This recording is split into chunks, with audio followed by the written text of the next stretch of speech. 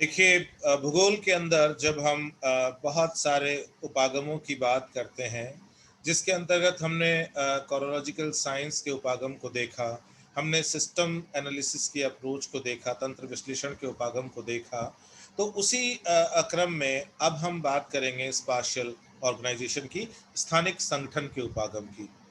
आपको अच्छी तरह पता होगा कि 1953 में शेफर का एक पेपर आता है, एक्सेप्शनलिज्म इन ज्योग्राफी। उस पेपर के अंदर शेफर कहीं न कहीं कांट के एक्सेप्शनलिज्म को अस्वीकार करते दिखाई देते हैं और एक अल्टरनेटिव अप्रोच के रूप में वो कहीं न कहीं स्पाशियल ऑर्गेनाइजेशन की बात करते हैं, स्थानिक संगठन के उपागम की बात करते हैं। ठीक है, हम लोग उसी स्थानिक संगठन की बात करते हैं जिसका बहुत हद तक संबंध है उन उन मॉडर्न क्वांटिटेटिव टेक्निक्स के साथ में, जिनके सहायता से हम सोफिस्टिकेटेड तरीके से जो स्थानिक संगठन है उसको समझने की परिपाटी की ओर आगे बढ़े थे, क्वांटिटेटिव रिवोल्यूशन और पॉजिटिविज्म के पैराडाइम के अंतर्गत। So the concept of spatial organization, which has been for decades one of the basic geographical research theme, enables both theoretical inquiry and practical application in geography. हम इस उपागम के साथ में आगे बढ़ते हैं जो कि कई सालों तक, कई दशकों तक भूगोल में एक शोध की एक महत्वपूर्ण धारा रही है। हमें इसके अंतर्गत किसी भी क्षेत्र के भूगोल के अध्ययन में वहाँ के सैद्धांतिक पक्ष और वहाँ के जो प्रायोगिक पक्ष, उन दोनों की भली भांति जानकारी प्राप्त होती है। देखिए, जब आप बात करते हो सिस्टम अप्रोच की, तो स्थानिक जो संगठन है उससे हमारा तात्पर्य ये है कि कैसे समूह अथवा परिघटना पृथ्वी की सतह पर संगठित है, व्यवस्थित है, विन्यासित है।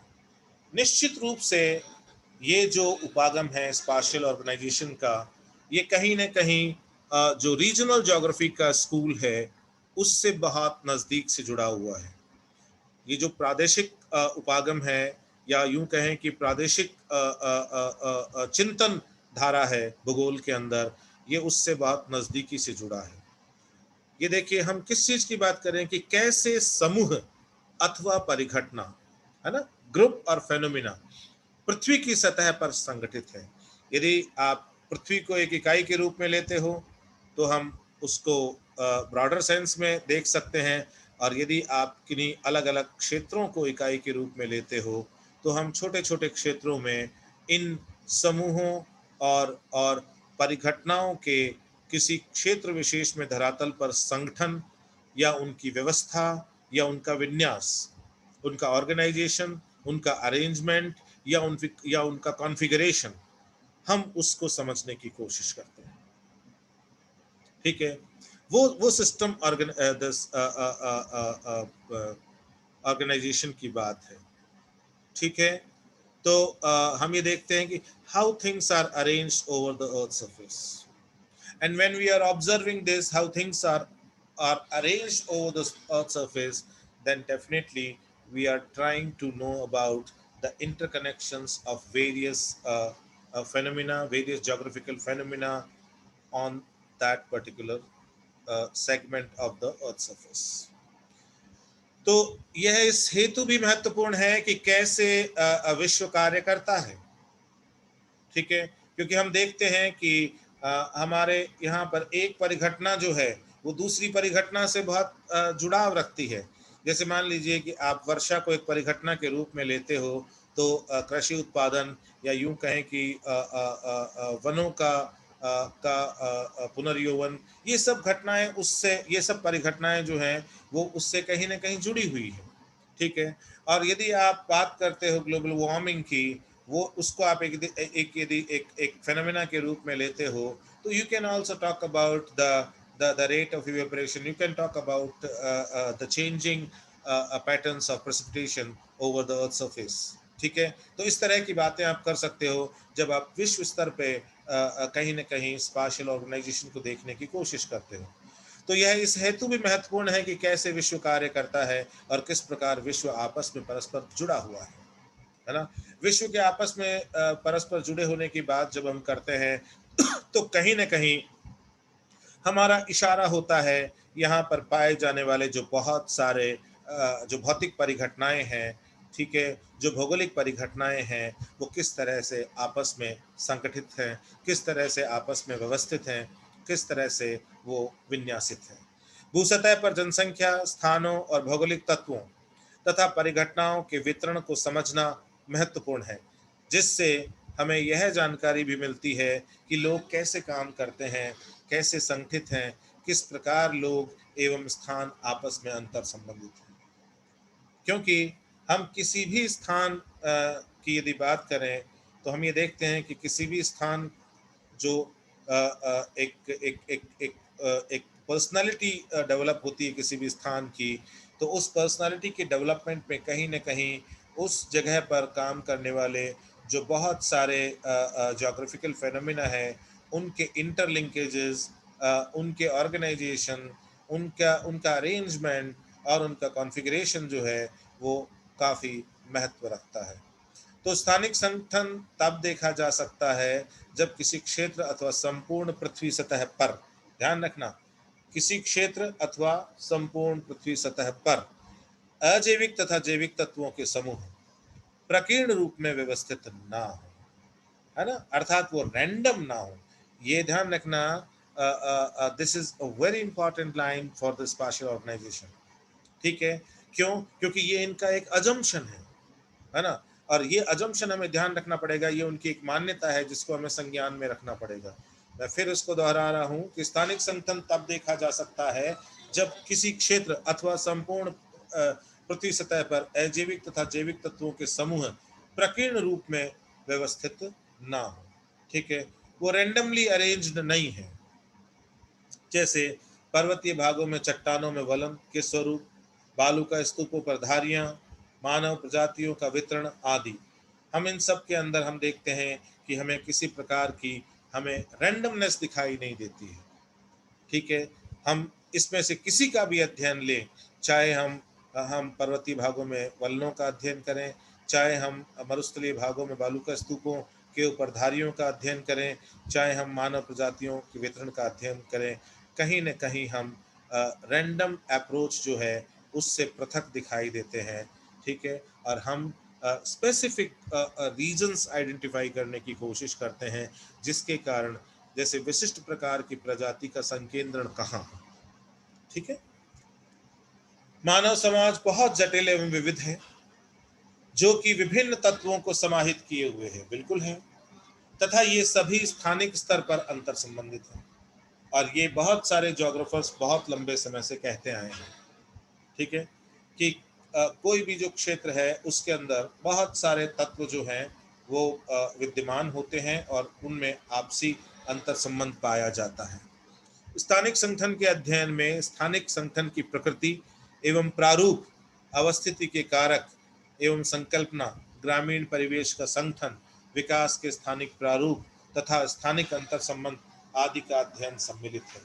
ये हमारे लिए बहुत इम्पॉर्टेंट पैराग्राफ है जो अभी हमने बात की, ठीक है। जब भी हम बात करेंगे स्पेशल ऑर्गेनाइजेशन की, स्थानिक संगठन की, तो ये ध्यान रखना हमारा ध्येय क्या होगा। हमारा ध्येय होगा स्थानिक संगठन की प्रकृति एवं प्रारूप को समझना, कि किस तरह से किसी विशिष्ट स्थान या क्षेत्र में किस तरह के संगठन का उदय हुआ है, उसका प्रारूप क्या है, उसकी प्रकृति क्या है। उसको प्रारूप और प्रकृति को समझते हैं तो हम वहाँ के लोकेशनल फैक्टर्स को इम्पोर्टेंस देते हैं, कि ये जो नेचर और पैटर्न हमें दिखाई दे रहा है इस पर्टिकुलर सिस्टम का, इस पर्टिकुलर दिस एरिया में वेरियस जो जोग्राफिकल फेनोमेना है उनके अरेंजमेंट का, जो यहाँ पे जन्म दे रहा है a different kind of spatial organization को। तो इसके अंदर बहुत महत्वपूर्ण है कि हम ये इस बात का संज्ञान लें कि वहाँ पर जो लोकेशनल फैक्टर्स हैं वो कैसे काम कर रहे हैं, ठीक है। हम इस बात का ध्यान लें कि वहाँ पर जो सोसाइटी है, ठीक है, उस सोसाइटी की कैरेक्टरिस्टिक्स जो हैं वो किस तरह की है, अर्थात ग्रामीण परिवेश का संगठन, शहरी परिवेश का संगठन, ये सब भी हमारे लिए महत्वपूर्ण है। हमारे लिए महत्वपूर्ण है कि वहाँ पर जो डेवलपमेंट की का स्पाशियल पैटर्न कैसा है, ठीक है। हमारे लिए महत्वपूर्ण है कि वहाँ पर ये सारे के सारे जो पक्ष हैं, यही नहीं इनके अलावा कुछ और भी, वो आपस में कैसे जुड़े हुए हैं, क्योंकि उनके आपस में अंतर संबंध के कारण ही किसी क्षेत्र में विशिष्ट प्रकार की व्यवस्था दिखाई देगी। इन तमाम प्रकार के भौगोलिक परिवेश और परिघटनाओं से संबंधित तत्वों में जो उस प्रदेश के अंदर हमें एक विशिष्ट प्रकार की व्यवस्था या विन्यास या संगठन को उजागर करेगी, ठीक है। तो when we will see the spatial organization of any region, ठीक है, and when we try to study that particular spatial organization, then definitely we are focusing on nature and pattern of that of the spatial organization of that particular area. And when we will deal with this, or when we try to study this, then it will be important for us to put focus on the locational factors. It will be important for us to put focus on understanding the organization of human society there. It is important for us to understand the spatial patterns of development in that particular area. It is important for us to understand the interrelationship between all these factors or phenomena in that particular region. स्थानिक संगठन भूगोल का एक मूलभूत विषय है, एक basic theme है, और यह इस बात पर बल देता है कि कैसे भौगोलिक स्थान व्यवस्थित है। क्योंकि स्थानिक संगठन जो है ये बहुआयामी है, ठीक है, और ये एक एग्रीगेटेड पिक्चर की बात करता है, जिसमें बहुत सारे से जो परिघटनाएं हैं वो आपस में जुड़ाव दर्शाती है। उस एग्रीगेशन की बात करते हैं हम स्थानिक संगठन में, ठीक है। तो यह इस बात पर बल देता है कि कैसे भौगोलिक स्थान व्यवस्थित है, और कैसे भौगोलिक स्थान व्यवस्थित है अर्थात इसका सीधा सीधा है कि वहाँ पर जो बहुत सारे जो भौगोलिक तत्व और परिघटनाएं हैं उनका अरेंजमेंट कैसा है। और जब हम उनके अरेंजमेंट को देखते हैं तो definitely we are talking about the spatial organization of that particular region. हम उसमें उस विशिष्ट क्षेत्र के स्थानिक संगठन की ही बात करते हैं, ठीक है। तो यह इस बात पर बल देता है कि कैसे भौगोलिक स्थान जो है वो व्यवस्थित है, उसे कैसे पहचाना जा सकता है, जिसमें मानवीय गतिविधियां घटित होती है तथा स्थानिक संरचना बनती है, ठीक है।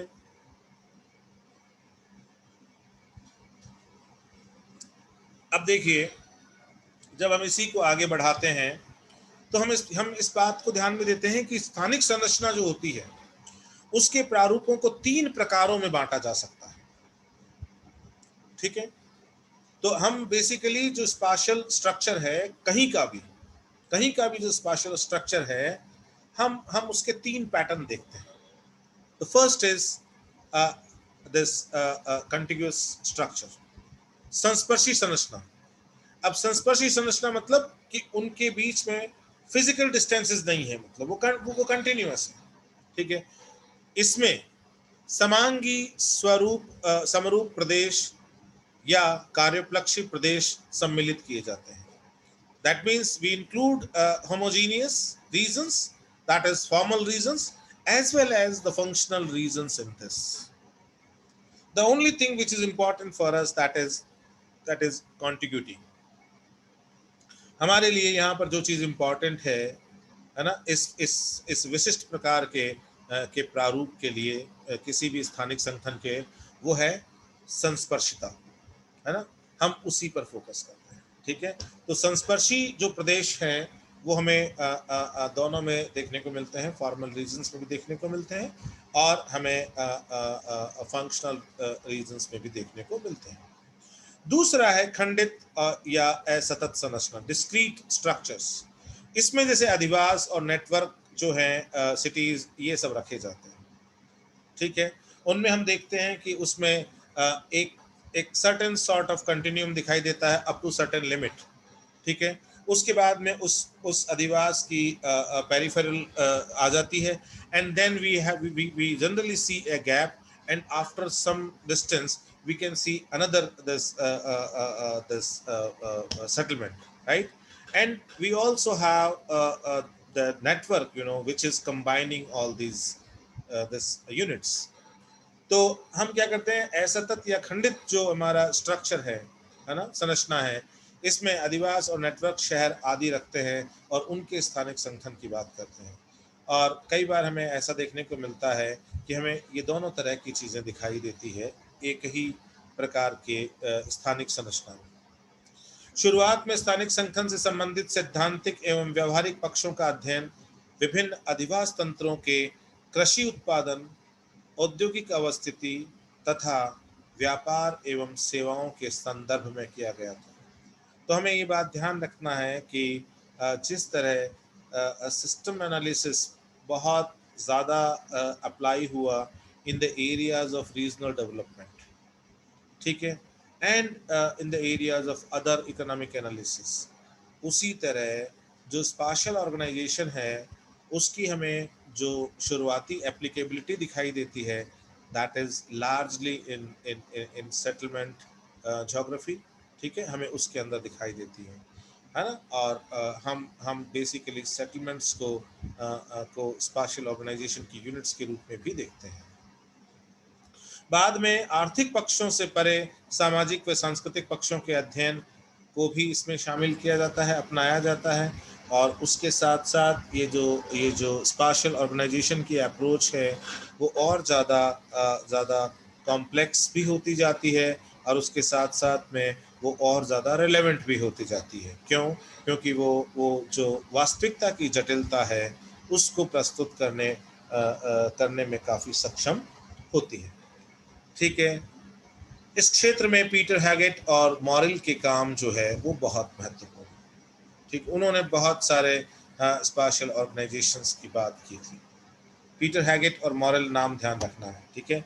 हैगेट की पुस्तक आती है locational analysis in human geography, और उनकी जो दूसरी पुस्तक आती है ज्योग्राफी ए ग्लोबल सिंथेसिस आदि जो पुस्तकें हैं, तो उनमें क्या करता है हैगेट है, उसने क्या किया, प्रदेश के निर्माण में 5 स्थानिक संरचना के कारकों को उल्लेखित किया।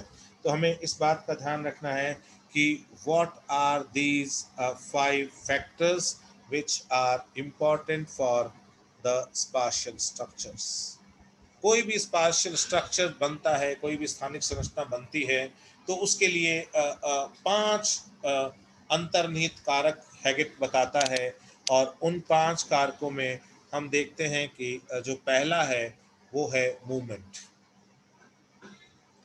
पहला जो कारक है वो है मूवमेंट, है ना, संचलन, ठीक है। दूसरा है नेटवर्क, क्योंकि मूवमेंट की बात करने के बाद जो दूसरी बात आती है वो आती है कि movement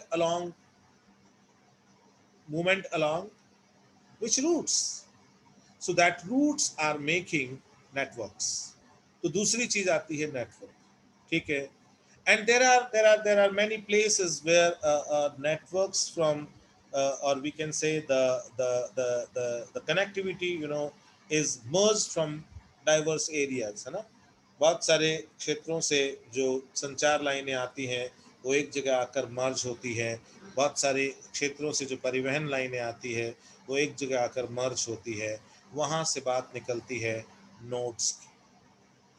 तो जो तीसरा जो कारक है दैट इज केंद्रीय स्थितियां या नोड्स, ये सारा का सारा जो है ये हमें दिखाई देता है ऑन सरफेस। तो चौथा है स्तर या सरफेसेस, ठीक है। और पांचवा है डेफिनेटली वितरण की वितरण अवस्थाएं, ठीक है। तो हैगेट ने इसमें पदानुक्रम की संकल्पना को भी शामिल किया था। हायरार्की के जो कॉन्सेप्ट है उसको भी इसने इसमें शामिल किया था। मॉरेल जो है वो 1974 में the spatial organisation of society नाम की एक पुस्तक है, उसमें अवस्थिति के चुनाव, पदानुक्रम के विकास, स्थानिक अंतरक्रिया को प्रदेशों के स्थानिक संगठन के जटिल विश्लेषण में महत्वपूर्ण मानता है। ठीक है, आप यदि किसी भी प्रदेश जो है उसके स्थानिक संगठन को आप यदि अध्ययन करना चाहते हो तो आपको उन सारे पक्षों पर ध्यान देना होगा। तो you have to have focus on the selection or the choice of location. Then you have to talk about the hierarchy of development there, है ना। पूरे पूरे उस क्षेत्र में जो विकास का पदानुक्रम है, ठीक है, वो आपको देखना पड़ेगा। देन स्थानिक अंतरक्रिया, ठीक है, जो जो जो जो जो जो रीजनल इंटरडिपेंडेंस है, जो स्पाशियल इंटरडिपेंडेंस है, उसको आपको संज्ञान में लेना होगा। ठीक है, क्यों? क्योंकि ये सारी चीज़ें जो हैं ये बहुत महत्वपूर्ण है जब आप किसी भी क्षेत्र के स्थानिक संगठन का अध्ययन जो है वो करना चाहते हैं, आप उसकी जटिलताओं का विश्लेषण करना चाहते हैं। मोरेल ने जनसंख्या के वितरण संचलन पर बल दिया तथा इस पर भौतिक पर्यावरण, भूमि उपयोग, दूरियां, आर्थिक क्रियाओं के वितरण, सांस्कृतिक एवं राजनीतिक दशाओं तथा क्षेत्र के ऐतिहासिक विकास की भूमिका को भी प्रबलता से रखा या उनको भी महत्वपूर्ण माना। ठीक है, तो इस तरह से इन दो पैराग्राफ्स में हमें ये पता लगता है कि मॉरल जब स्थानिक संगठन की बातें करता है तो मॉरल कौन कौन से फैक्टर्स को इम्पोर्टेंस देता है। मॉरल इम्पोर्टेंस देता है right from the choice of location से शुरू करता है, and he talks about the पदानुक्रम के विकास, है ना, वहाँ किस तरह से हायरार्की डेवलप होती है, किस तरह से वहाँ पदानुक्रम विकसित होता है, उसकी बात करता है। अर्थात पदानुक्रम से मतलब ये है कि किसी क्षेत्र में हायर ऑर्डर सेटलमेंट्स भी डेवलप होते हैं, मिडिल ऑर्डर सेटलमेंट्स भी डेवलप होते हैं, लोअर ऑर्डर सेटलमेंट्स भी डेवलप होते हैं। किस तरह से वहाँ पे पदानुक्रम का विकास के पदानुक्रम के साथ दिखाई देता है। क्या कहा मैंने? पदानुक्रम का विकास के पदानुक्रम के साथ दिखाई देता है। ठीक है, अर्थात जो जो जो जो हायरार्की ऑफ अरेंजमेंट वहाँ बनते हैं धीरे धीरे, वो जो डेवलपमेंट हायरार्की के साथ साथ बदलते रहते हैं। स्थानिक अंतरक्रिया को भी प्रदेशों के स्थानिक संगठन के जटिल विश्लेषण में महत्वपूर्ण बताया। उसके बाद वो कह रहा है कि भाई आप जब जनसंख्या के वितरण और संचलन पर बात करते हैं तो ये अनिवार्य हो जाता है किसी भी क्षेत्र के स्थानिक संगठन को समझने के लिए। वो इस बात पर भी कह रहा है कि जब आप जनसंख्या वितरण और संचलन की बात करते हैं तो इस पर भौतिक पर्यावरण, भूमि उपयोग, दूरियां, आर्थिक क्रियाओं के वितरण, सांस्कृतिक एवं राजनीतिक दशाओं तथा क्षेत्र के ऐतिहासिक विकास आदि का भी प्रभाव देखने को मिलता है। इसलिए इन सारे के सारे फैक्टर्स को हमें संज्ञान में लेकर चलना पड़ता है when we are talking about study of spatial organization of a particular region. ठीक है, अब देखिए जो बातें हमने अभी करी है ना, हम उसी को हूबहू दोहराएंगे ताकि एक तो हमारा रिवीजन हो जाएगा। सेम जो बातें हमने की है हम उन्हीं बातों को दोबारा यहाँ दोहराने जा रहे हैं। देखिए जब हम बात करते हैं स्पेशल ऑर्गेनाइजेशन की, तो spatial organisation is the way a group और phenomena are arranged in on the surface of the earth. किस तरह से जो बहुत सारे समूह हैं और जो बहुत सारी परिघटनाएं हैं वो किसी क्षेत्र में, भूमि के किसी क्षेत्र में आपस में व्यवस्थित हैं। Like concentration of people into cities और they are more spread out, है ना। हम कहीं पर तो देखते हैं कि स्थानिक संगठन में हमें दिखाई देता है कि जो सारी जनसंख्या है उसका बड़ा भाग है वो शहरों में केंद्रित है और विशिष्ट शहरों में केंद्रित है, और कहीं दूसरी तरफ हम ऐसा संगठन देखते हैं जहां पर जनसंख्या का बिखराव आपको चारों तरफ दिखाई देता है। Whatever the spatial organization may be in geography, we are interested in how things are arranged on the surface. हम भूगोल में चाहे स्थानिक संगठन को किस प्रकार भी लें, लेकिन हमारा जो मूल ध्येय है वो ये है कि किस तरह से चीजें भूसतह पर व्यवस्थित हैं। वो संगठन वो स्थानिक संगठन का उपागम है। जब शेफर इसकी बात करता है तो शेफर इस बात की भी बात करता है कि जब हम स्पेशल ऑर्गेनाइजेशंस देखते हैं तो हम क्या करते हैं, एक सेट ऑफ पैटर्न्स कई बार हमें देखने को मिलते हैं, और वो सेट ऑफ पैटर्न्स जो हैं उनमें हमें कई बार जनरल ट्रेंड्स दिखाई देते हैं, और उन्हीं जनरल ट्रेंड्स के आधार पर शेफर कहता है we can attempt generalization in geography while we are doing the study of regions in geography. और यहीं पे वो हार्टशॉन को एक तरह से उसके लिए क्रिटिक प्रस्तुत करता है। This is a really useful way of looking at how the world works and how it is interconnected। ठीक है, तो यहाँ पर ये चीज हमें समझने को मिलती है कि भाई ये दुनिया जो है ना, ठीक है, ये कैसे काम करती है, ये कैसे आपस में जुड़ी हुई है। So if we can see how things are spatially arranged, we can next ask the question that why are they arranged that way. तो जब हम ये बात करते हैं कि भाई कहीं कहीं पर भी स्थानिक संगठन ऐसे मिलता है, तो दूसरा क्वेश्चन आता है कि स्थानिक संगठन जैसा दिखाई देता है या जैसा देखने को मिलता है वैसा क्यों।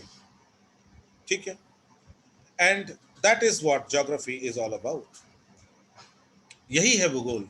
इसी इसी इसी क्वेश्चन का इसी प्रश्न का उत्तर, that why are they organised that way, कहीं भी किसी भी जगह पे आप देखते हो कि बहुत सारे जो परिघटनाएं हैं, है ना, और बहुत सारे ग्रुप्स हैं, वो किस तरह से किसी निश्चित स्थान में आपस में अरेंज्ड है, स्पेशली अरेंज्ड है, वो जैसे हैं वैसे क्यों हैं, इसी इसी की खोज जो है हम ज्योग्राफी के अंतर्गत करते हैं। ठीक है, हम ये देखते हैं कि ह्यूमन सोसाइटी जो है वो कॉम्प्लेक्स है और डाइवर्स है, and it is comprising of elements which are interlinked in space. In spatial organization study, we seek to explore in detail the various components of these linkages through the interactions by various ways in the respective areas। ठीक है, तो अभी जो हमने बात की है उससे अलग नहीं है ये। The study of spatial organization includes the nature and perspective of spatial organization, the concept and factors of location, organization of rural spaces, spatial patterns of development and the spatial interaction। हम जब बात करते हैं स्थानिक संगठन के अध्ययन की, हम उसमें शामिल करते हैं nature and perspective of spatial organisation.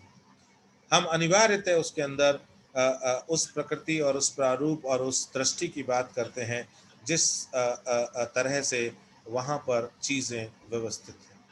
The concept and factors which are related to location, हम उन पक्षों की बात करते हैं, उन फैक्टर्स की बात करते हैं, उन कॉन्सेप्ट्स की बात करते हैं जिनका संबंध जो है कहीं ना कहीं अवस्थिति से है। ठीक है, हम बात करते हैं ऑर्गेनाइजेशन ऑफ रूरल स्पेस की। ठीक है, हम बात करते हैं स्पेशल पैटर्न ऑफ डेवलपमेंट की, हम बात करते हैं स्पेशल इंटरेक्शन की।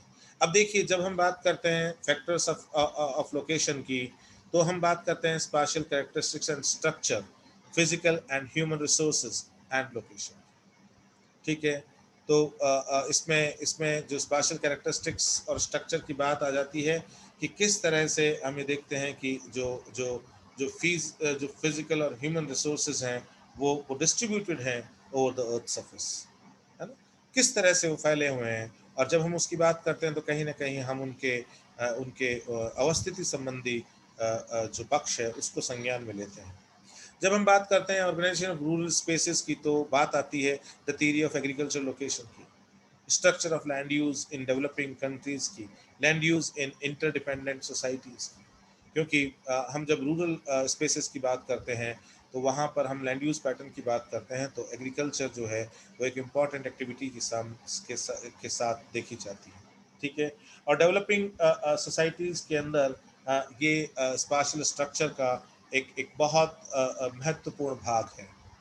ठीक है, जब हम बात करते हैं स्पेशल पैटर्न्स ऑफ डेवलपमेंट की, ठीक है, तो हम ये देखते हैं कि अर्बन डेवलपमेंट ट्रेंड्स हम संज्ञान में लेते हैं। हम सेंट्रल प्लेस थ्योरी जो हायरार्की की बात करती है उसको संज्ञान में लेते हैं। हम थ्योरी ऑफ इंडस्ट्रियल लोकेशन को संज्ञान में लेते हैं। हम ग्रोथ पोल थ्योरी को संज्ञान में लेते हैं। हम डेवलपमेंट ऑफ प्राइमेट सिटीज़ को संज्ञान में लेते हैं। और हम उन सब के राष्ट्रीय और प्रादेशिक संगठन के अंदर क्या क्या उनकी भूमिका है, किस तरह से वो प्रभावित करते हैं, उस बात को संज्ञान में लेते हैं। जब हम बात करते हैं स्पाशियल इंटरेक्शन की, जब हम स्थानिक अंतर संबद्धता की बात करते हैं, स्थानिक अंतर संबंध की बात करते हैं, तो फिर हम बात करते हैं उन मुद्दों की जो अलग अलग स्थानिक इकाइयों को जोड़ते हैं। जैसे हम बात करते हैं ट्रांसपोर्ट सिस्टम की, हम बात करते हैं role of transport in development की, हम बात करते हैं डायनामिक्स ऑफ पॉपुलेशन ग्रोथ की, माइग्रेशन की, मोबिलिटी की, हम बात करते हैं nature of spatial diffusion and the theory of diffusion. ठीक है, अब देखिए, जब हम स्पाशियल ऑर्गेनाइजेशन की बात करते हैं तो यहाँ पर हम ये देखते हैं कि ये ज्योग्राफी की बेसिक थीम है। ठीक है, जो इस बात पर फोकस करती है हाउ टू रिकग्नाइज और organise the geographical space in which human activities occur giving rise to the spatial structure. कि हम यदि किसी भी जब स्थान का अध्ययन करते हैं तो हम ये देखते हैं कि हम उस स्थान को किस तरह रिकग्नाइज करें और किस तरह से हम उस भौगोलिक जो इकाई है, जो प्रदेश है, हम किस तरह से उसके संगठन को देखें, हम किस तरह से वहाँ पर जो मानवीय आर्थिक क्रियाएं हैं किस तरह वहाँ घटित हो रही हैं और किस तरह से उन्होंने विभिन्न प्रकार के स्थानिक संरचनाओं को जन्म दिया है, हम उस पर ध्यान केंद्रित करें। The patterns of spatial structure can be classified into 3 types. 3 तरह से हम इन स्थानिक संरचनाओं को बांट सकते हैं। First, that is the contiguous structures and those are including the uniform regions and the functional regions. है ना, ये दोनों तरह के समांगी प्रदेशों को भी शामिल करते हैं और कार्योपलक्षी प्रदेशों को भी शामिल करते हैं। जो दूसरा आता है डिस्क्रीट स्ट्रक्चर्स, जिनको हम कहते हैं असतत या खंडित, such as the settlements and networks. ठीक है, और फिर तीसरा आता है the integrated structures of these two. The development of research dealing with the spatial organization and structure can be divided into 4 periods. हमें 4 ऐसे ऐसे ऐसे काल दिखाई देते हैं जब हम स्पाशियल ऑर्गेनाइजेशन और स्पाशियल स्ट्रक्चर की अध्ययन की परिपाटी को भूगोल में विकसित होते देखते हैं। Early development in geography, that is pre 1920s। ठीक है, कैसे प्री 1920 से पहले किस तरह से किसी भी क्षेत्र में भौगोलिक परिघटनाओं को एकीकृत करके देखने की बात होती है। उसके बाद बात आती है emergence of spatial organization as a focus of geographical research from 1920s to 1940s, and then quantitative revolution के साथ में उसका बढ़ना इन 1950s टू 1970s, और लास्ट में न्यू चैलेंजेस सिंस 1980s। तो इस तरह से हम जब स्पेशियल ऑर्गेनाइजेशन की संकल्पना की भूगोल में स्थिति को देखते हैं और विकास को देखते हैं तो हमें यहाँ 4 चरण दिखाई देते हैं। अब देखिए, एट फर्स्ट सबसे पहले क्या होता है, the theoretical and practical issues of the spatial organization of the settlement system were studied in relation to the agriculture production, industrial locations and resources contributions और कॉमर्स एंड सर्विसेज। जो शुरुआत में हम देखते हैं, है ना, सबसे शुरू में तो जो थियोरेटिकल और प्रैक्टिकल इश्यूज हैं स्पेशियल ऑर्गेनाइजेशन से रिलेटेड, वो फोकस करते हैं अपने आप को अध्ययन पे, किसके, सेटलमेंट स्टडी पे, है ना। वो फोकस करते हैं एग्रीकल्चरल प्रोडक्शन की स्टडी पे।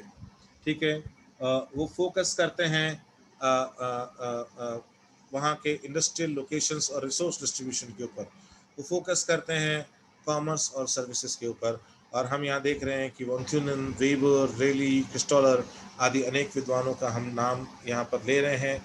उनके जो कंट्रीब्यूशन है, हालांकि वो कहीं हो सकता है कि स्पेशल स्ट्रक्चर उसको नाम नहीं दे रहे होंगे, लेकिन उनके सब के कंट्रीब्यूशन में हमें कहीं ना कहीं स्थानिक संगठन की बात नज़र आती है। ठीक है, eventually the phenomena of spatial organization freed itself from the primarily economic platform. और बाद में ये जो सबसे पहले जो हम बात करते हैं इसके अंदर सेटलमेंट की, और सेटलमेंट के बाद में इकोनॉमिक की, तो बहुत जल्दी ये उस प्लेटफॉर्म से फ्री हो जाता है और इसके अंदर हम शामिल करते हैं सोशल एंड कल्चरल इश्यूज, और वो शामिल होते हैं हेगस्टैंड के काम के साथ। ठीक है, स्पेशल डायमेंशन ऑफ दस comprise also in the human behavior which changes faster than the classical economic processes. 2 काम आते हैं स्पेशली 1965 में पीटर हैगेट का और 1974 में मॉरिल का। ठीक है, जो बहुत ज़्यादा महत्वपूर्ण है। हैगेट जो है वो अपनी किताब locational analysis of human geography में वो इंट्रोड्यूस करते हैं an interesting view of organization of a reason.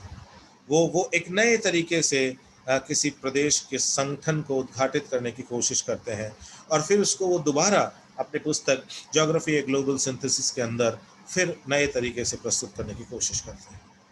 तो हैगेट बहुत बहुत बहुत अच्छे तरीके से इस कॉन्सेप्ट को जिस आधुनिक रूप में हम देखते हैं उस रूप में भूगोल में स्थापित करने में महत्वपूर्ण भूमिका निभाता है। उसके साथ साथ हम ये देखते हैं कि हैगेट जो है sees that there are 5 reason building और spatial structures factors। 5 फैक्टर हैं जिनकी अभी अभी हमने चर्चा की थी: movement, networks, nodes, surfaces and diffusion stages.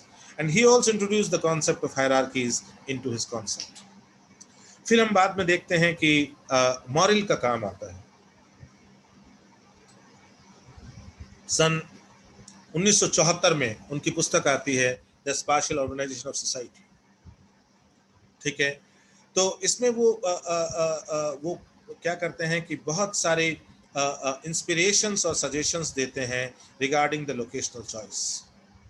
उसकी बात करते हैं, इमरजेंस ऑफ हायरार्कीज की बात करते हैं, कैसे कैसे पदानुक्रम विकसित होता है। स्पेशल इंटरेक्शंस की बात करते हैं through which he reaches a complex assessment of the spatial organization of a reason.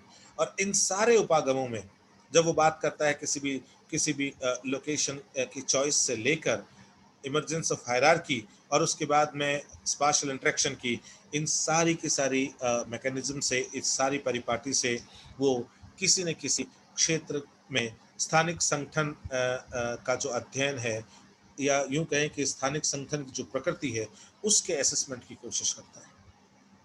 He puts primary stress on the population, its spatial distribution and movements, but he also emphasizes the role of such varied factors as the physical environment, land use, space use, distance, distribution of economic activities and wealth, cultural and political conditions, historical development of a territory, and so on. So, Morrell's most important conclusion, however, is that the spatial organization is best described by the intensity and extent of land use. आप किसी भी क्षेत्र के स्थानिक संगठन को सबसे सुंदर तरीके से बता सकते हैं वहाँ के भूमि उपयोग के प्रारूप के साथ। Number 1। Number 2, by the complex interaction patterns. वहाँ पर पाए जाने वाले एक जटिल अंतर संबंधी तंत्र के द्वारा, which a location has within its environment, जो हमें किसी भी अवस्थिति में उसके वातावरण के अंदर हमें दिखाई देता है। ठीक है, हम देखते हैं कि जो रिसर्च है स्पेशल ऑर्गेनाइजेशन में, वो बहुत सारे मेथोडोलॉजीज को लेके चलती है। Special modes of behaviour, models देती है बिहेवियर के। वो डेली अर्बन सिस्टम्स को अध्ययन करती है, उसको एक वो स्पेशल ऑर्गेनाइजेशन के रूप में देखती है। क्वांटिटेटिव और जोग्राफिक मेथड्स को वो इस्तेमाल करती है और सिटी को समझने में, क्षेत्र को समझने में और स्पेस को समझने में स्पेशल ऑर्गेनाइजेशन का जो कॉन्सेप्ट है उसकी ज्योग्राफी में वाइड एप्लीकेबिलिटी हमें देखने को मिलती है।